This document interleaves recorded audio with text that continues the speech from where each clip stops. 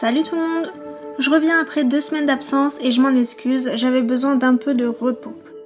Aujourd'hui, je vais vous montrer 2 techniques pour réaliser un effet quartz. Elles donnent un rendu très différent l'une de l'autre, donc à vous de voir ce que vous préférez faire et ce que vos clientes aiment. C'est parti!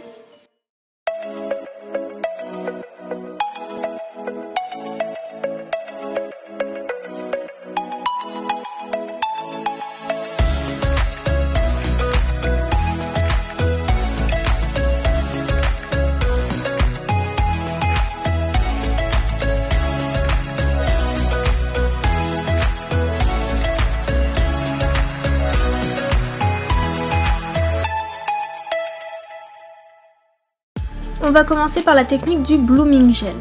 Vous aurez besoin d'une base rosée. Moi j'utilise le Structura Cover Pink de chez Ongle Access. Je l'applique en fine couche sur ma capsule préalablement dépolie. Et je catalyse 60 secondes. Une fois catalysé, je vais prendre mon blooming gel qui est un gel transparent permettant de flouter la couleur que vous allez appliquer par-dessus. Vous aurez également besoin d'un vernis semi-permanent blanc. Moi j'utilise le Valentina de la gamme Easy Lac, toujours de chez Ongle Access. L'importance d'avoir un semi-permanent plutôt qu'un gel quand on utilise du blooming gel, c'est que ça va beaucoup plus facilement se flouter parce que le semi est plus fluide. Je dépose une goutte sur mon support. Je vais également utiliser le pinceau Master Art 007 de chez Indigo. Pour commencer, j'applique une couche uniforme de blooming gel sur ma capsule, ni trop fine ni trop épaisse. Je ne catalyse surtout pas et je viens tremper mon pinceau dans le blanc préalablement mis sur mon support.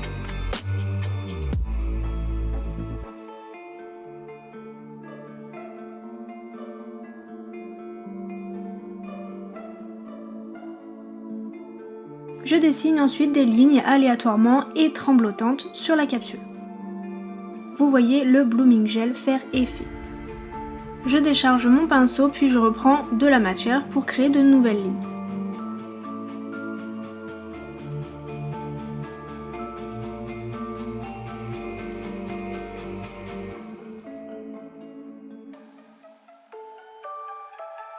N'hésitez pas à rajouter un petit peu de blanc pour intensifier certaines zones de votre effet quartz.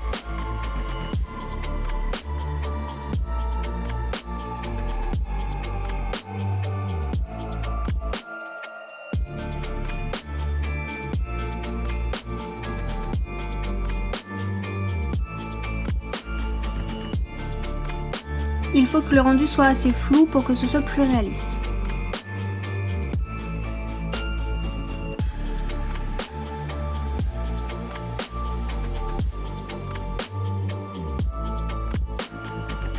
Et une fois que le résultat vous convient, vous pouvez catalyser 30 secondes. Une fois catalysé, vous pouvez soit laisser comme ça et appliquer votre finition, soit ajouter une fine couche du même rose que vous avez utilisé au départ pour créer un effet de profondeur.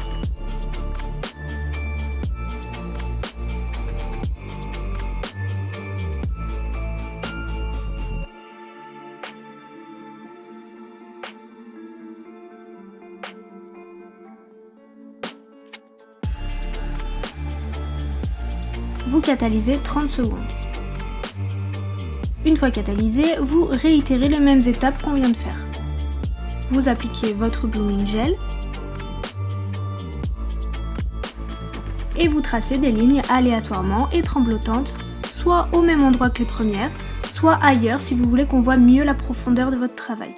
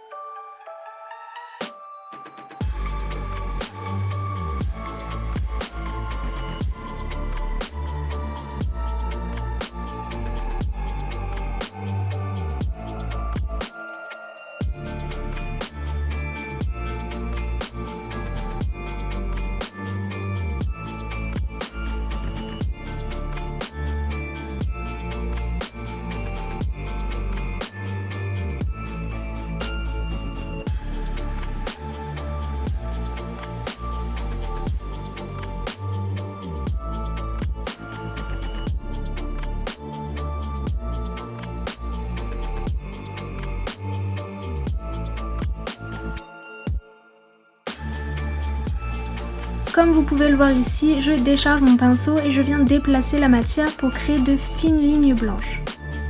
Ça permet d'avoir plus de réalisme.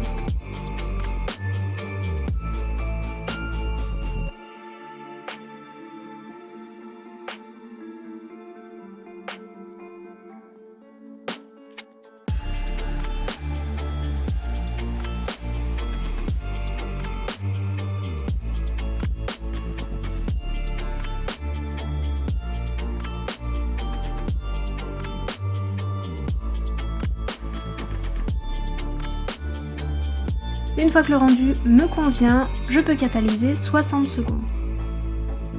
Encore une fois, soit vous laissez le résultat comme ceci et vous appliquez votre finition, soit vous venez ajouter encore plus de détails avec un gel paint blanc.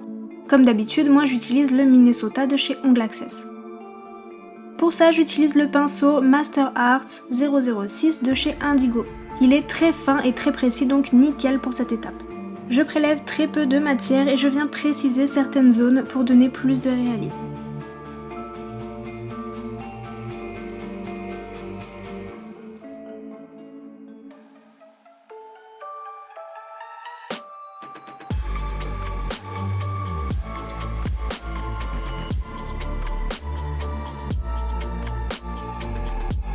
Quand le résultat me convient, je catalyse 60 secondes. Pour finir, il ne vous reste plus qu'à appliquer votre finition. Moi j'utilise la Brilliant Gloss de chez Denato qui est une finition brillante. Mais vous pouvez très bien utiliser une finition mate ou une finition pailletée, c'est à vous de voir en fonction de vos préférences. Puis vous pouvez catalyser 120 secondes pour terminer. Passons maintenant à la deuxième technique, celle qui consiste à utiliser du cellophane. D'abord, je vais utiliser un gel de construction blanc, le Soft Milky White de la gamme Masterline de chez Denato. Il ne faut pas qu'il soit trop laiteux, sinon le résultat sera trop transparent et vous n'aurez pas assez d'intensité. Je l'applique en couche généreuse sur toute la capsule préalablement dépolie. Sans catalyser, je viens prendre mon morceau de cellophane que je viens étirer avant de l'appliquer sur le gel.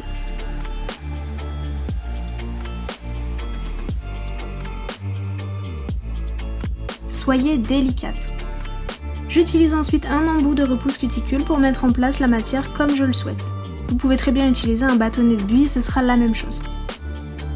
Une fois que le résultat me convient, je catalyse tel quel 60 secondes. Une fois catalysé, je retire le cellophane. Et voilà le rendu de la première étape. J'utilise ensuite un gel de construction rose, ici le Make-up Gel Rose de chez Ongles 24. Là aussi c'est très important qu'il ne soit pas trop laiteux pour qu'il y ait un contraste entre les deux couleurs. Je l'applique en couche assez généreuse pour bien recouvrir l'ensemble du blanc. Une fois que c'est bon, je catalyse 60 secondes. Ensuite, je dégraisse.